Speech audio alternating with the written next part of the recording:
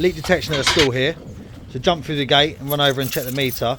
Apparently it's indicated 500 litres of water use over 3 days with nobody in the school using water. It equates to about 100 millilitres in a minute. So it's a very small leak. Let's get it. So make sure to put that lid back. Don't want no one falling down it. So now we're going to go roughly where the pipe run is. No one on site actually knows where the pipe is run. It's believed to be either side of this road or under it. Because it's a small leak, we have to be very thorough with our investigation. We have to check throughout the buildings and all around the grounds just to make sure we've covered all the angles. So here's where the first entry point is. There's 2 stopcocks down here. One of them has been capped off and the other one's live.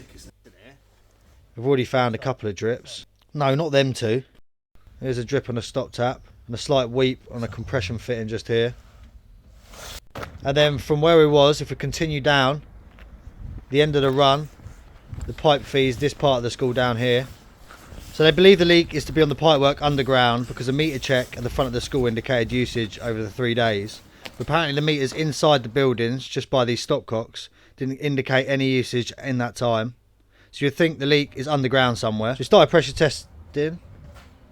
What's going on here? Am I seeing double? Don't do it. Don't.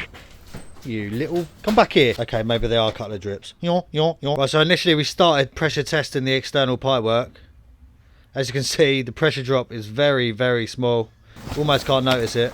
So after a lot of faffing about and hunting around, over here I could actually hear the water and our gases travelling through the pipework, which indicates the stopcock and the meter must be faulty because the meter's not moving. As you can see here, the water and gas are definitely travelling through here. So this meter could have given a false indication that the leak is not outside, it's actually inside. So we started hunting inside. We quickly checked up here where there was a water tank. It's been decommissioned and it's bone dry up there. Now we've got to go check all the toilets and taps inside. Problem is no one is around with a key fob. But that don't matter. I don't use doors. We use windows. So I followed the noise of the pipework where the water's travelling through. And it took us to this cupboard. And no one on site actually knew there was anything in here. Looks like an old toilet door. And will you look at that? Slap my face and call me quackers. Whack whack. How long has this been leaking for? So at this point the maintenance man had isolated this gate valve, which was actually working surprisingly enough. You can see where the stain is at the water level. Ironically that bag is a water saver. And it was constantly running down that overflow. Where's this overflow going? And it's been flattened underneath the toilet seat. And it's been constantly running into this toilet for, I don't know, years I would have thought.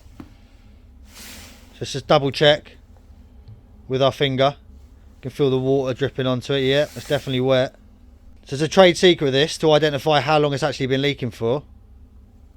Little taste test. Nah, I'm only joking. I'm not doing that. We found another tap which is dripping. And a couple more toilets. Now of all these things added up, I'm sure it'd equate to 100 mil a minute. And as you can see here with the tap open, the meter's not indicating any usage. So obviously this meter needs to be changed. All the toilets and taps need to be fixed, which the maintenance guys on site are going to sort out. Well, so now I've got to go make sure the water's back on. Open up all these stopcocks within the property. It's a bit dark up there. Job's a good one. If you have a leak, let's get it.